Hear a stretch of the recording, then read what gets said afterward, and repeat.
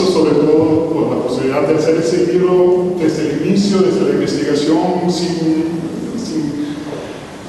sé, la bienvenida tanto intelectual como personal de Avanzo, no habría salido esa obra, ese trabajo, y no solo de Avanzo, sino del entorno de investigadores y de personas con quienes hablé durante la investigación, que es, bueno, eso obviamente siempre es no mi trabajo, sino es el trabajo de muchos que llevan un nombre, pero realmente Avanzo debería estar ahí como coautoras.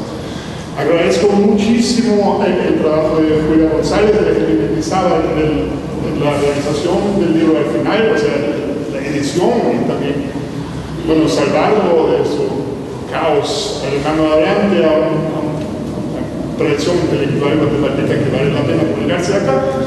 Muchas gracias. Y sobre todo, claro, ahora a los comentaristas aquí, a Lisbeth y a Jorge, a Gustavo, por bueno, su lectura profunda y es un honor que se hiciera el trabajo de esa lectura profunda de sus comentarios. Muchas gracias. Estos comentarios tienen muchísimo que ver con lo que yo había pensado decir, que obviamente cuando yo volví al país, después de 5 años de no estar acá, y hablo del periódico y sale ese punto como resolutivo, y cada vez había pensado que es lo mismo, como si nunca nada habría pasado o cambiado desde que yo finalizara el trabajo en el 2005. Aunque los mismos debates, el mismo revisionismo, de alguna manera, de visión superficial, parece ser lo mismo, aunque no es lo mismo porque es un proceso histórico que sigue pasando.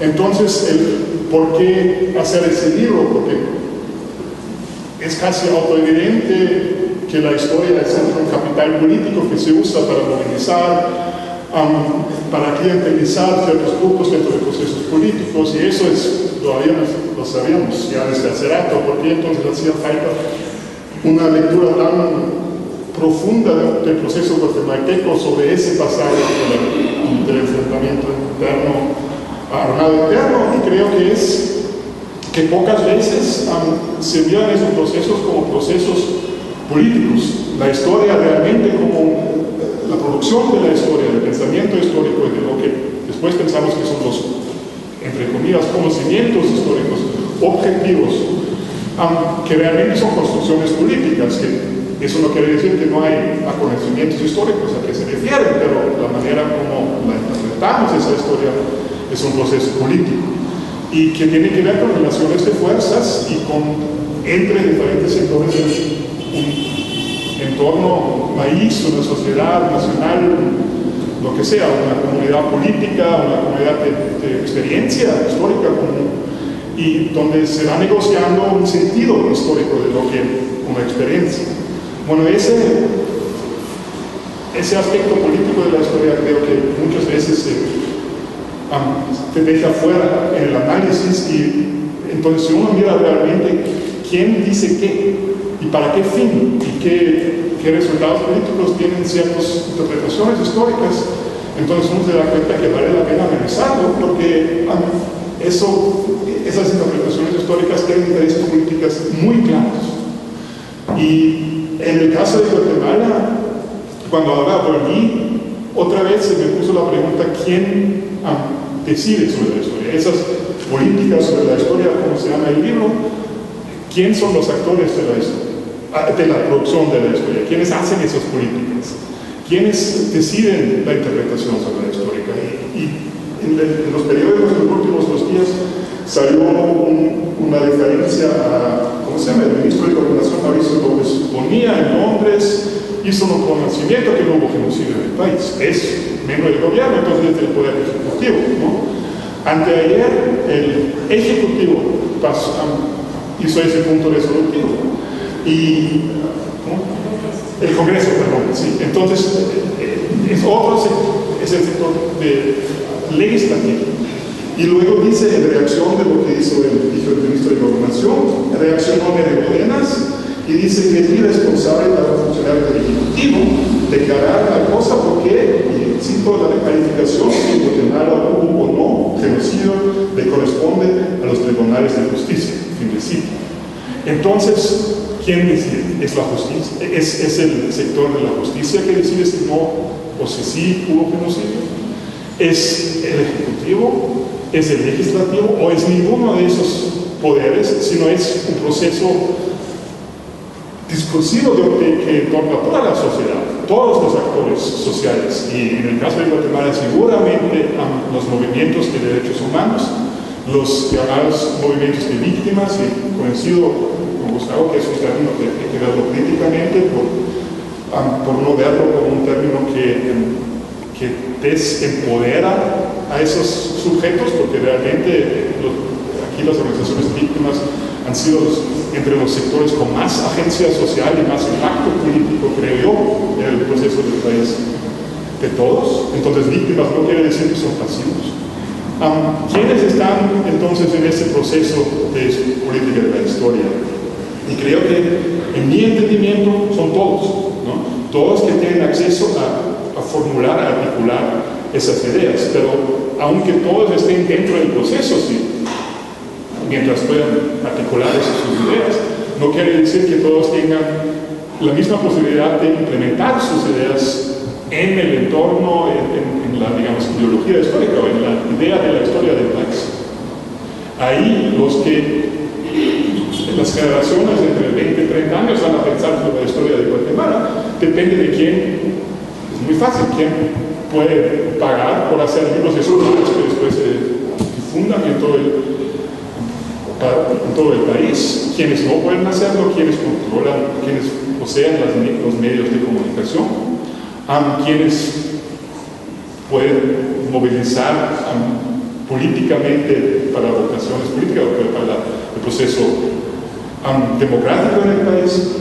Todos esos factores tienen que ver con el proceso de políticas sobre la historia, y creo que eso, entender o facilitar el entendimiento de cómo ese proceso se desarrolló sobre el debate sobre la guerra civil en Guatemala, eso es lo que quiero hacer con el libro, y ojalá que funcione. La segunda cosa que iba a mencionar es, como obviamente no soy guatemalteco, y bueno, pues, también vengo con una perspectiva ajena que de alguna manera es un privilegio, porque desde el inicio yo no estuve en ningún lado, pero sería una mentira decir que yo no estuve en ningún lado, porque sí, yo tenía mis propias ideas sobre la historia de política y mis propias solidaridades con ciertos grupos. Entonces, cuando yo hice entrevistas, por ejemplo, con señores distinguidos no sé, ¿cómo se llama? Del CACIF. Y ahí me decidieron, y dijeron así, claro, y se pusieron para platicar con el Franquito austriaco, ¿no? Aunque obviamente sabían quién más o menos tenían enfrente, incluso los señores militares me contaron de una manera muy libre el trasfondo de su pensamiento histórico, que no sé si un guatemalteco habría tenido ese acceso tan casi, como diría yo, abierto, ¿no? a esos pensamientos históricos de ciertos sectores. Por el otro lado, claro, me faltaba muchísimo criterio histórico para entender toda esa información, porque, bueno, soy guatemalteco y me falta mucho conocimiento. Eso, con la ayuda de muchos amigos y colegas, he tratado de poder interpretar toda esa información. Son 54 entrevistas que tratan de más o menos ver varios sectores de opinión histórica y política. Obviamente no están todos, hay varios sectores como la pequeña burguesía y como sectores como urbanos de trabajadores que yo no he tenido acceso y que no están reflexionados ahí en el libro, pero otra vez es el entorno de Avanzco y de otras organizaciones que sí tratan de abrir investigaciones en ese campo y de coger testimonios también de diferentes sectores que no se han escuchado quizás con tanta frecuencia como, por ejemplo, ciertas partes del sector indígena. Es un gran honor saber que esos tanto los documentos audio como las transcripciones de las entrevistas van a estar con avance. O sea, va a ser posible usar esas fuentes a partir de ahora o a partir de pronto para cualquier otra investigación, también para que sepan que yo no me entiendo, ahí están esos señores y señoras realmente lo dijeron así. Y quiero quizás terminar con una reflexión que también tiene que ver con mi trasfondo austriaco.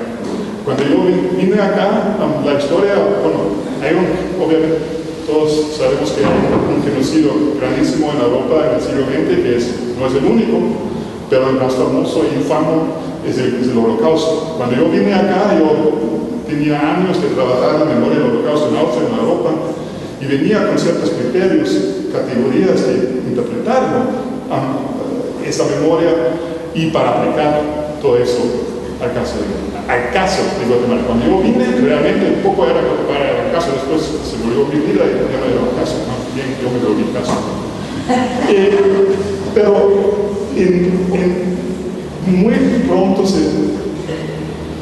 estuvo claro que esas categorías, algunos sí son universales y me sirven, pero otros no servían. Solamente es que obviamente no cabía la historia de Guatemala y la situación de hegemonía en la opinión pública sobre la historia, no cabía en las categorías que yo traía conmigo en mi carpeta de historiador. Entonces tuve que abrirme, y uno de los términos que más difícil era el término de Holocausto. Yo me recuerdo de una entrevista con un señor exguerrillero en una casa donde convivía en la zona 12 en ese entonces, y el señor vino para concederme una entrevista, yo un doctorado, y hablamos sobre la historia de los 80, y me dice el señor que era centro indígena, que me habla del Holocausto Maya, ¿no? Como más o menos apoderándose del término, que es totalmente justo, ¿no? Para explicar algo que pasó en Guatemala, como el genocidio más peor, algo que no podría ser peor, ¿no? Como una referencia a un crimen bellísimo. Y 5 minutos después me pregunta de dónde soy yo, y digo, austriaco, y dice, también como Hitler, que es el mejor político de Europa, ¿no? Y digo, ¿por qué? Porque mató a todos los judíos. Entonces yo me quedé así como, ¿cómo puede el señor tomar el término del Holocausto para explicar su propia historia, que es un término claramente conectado con la historia judía de Europa, con ese genocidio, y después decir eso, ¿no? Y entendí que, bueno, tenía yo que hacer 3 pasos atrás para entender que en la guerra en Guatemala también hubo armas de Israel, y hubo un discurso de izquierda en los 70 que era pro-palestino y contra israelí, y también incluía un antisemitismo. Y para entender todo eso, me costó un año, solo para entender ese malentendimiento, ¿no? Entonces, ¿cómo interpretar historias de un país en conceptos que podrían ser globales? Hoy en día se habla mucho de la memoria global y de que hay un nuevo régimen internacional político donde el resarcimiento y la justicia transitoria, ¿no? Transicional son como términos muy importantes para la comunicación internacional, para la política internacional. Pero podemos realmente entender lo que pasa en otros países así, sin ver muy profundamente a los mismos procesos, sin ver los actores, a los sujetos políticos y sus agencias políticas. Y creo que trabajos como, bueno, no quiero ser el mío, pero trabajos como ese enfoque hace falta, ¿no? Y ya hay algo como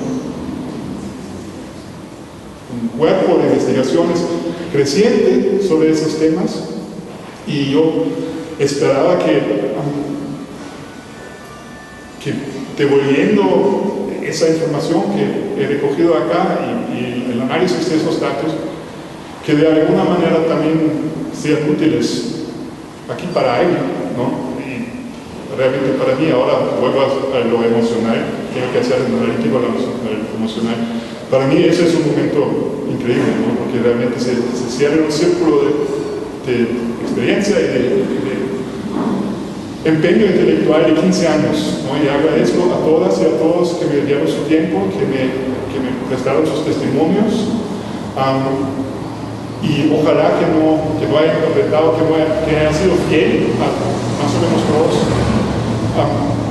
que me dieron esa confianza, y ojalá que les guste la lectura del libro. Muchas gracias por venir.